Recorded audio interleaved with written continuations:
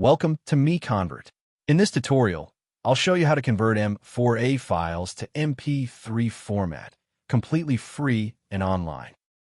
Open your browser and search for M4A to MP3 MiConvert.com. Click on the first result to go directly to the converter. You're now on the M4A to MP3 converter page. The interface is clean and easy to use. Let's upload a file. Click the Choose File button. A file picker will open.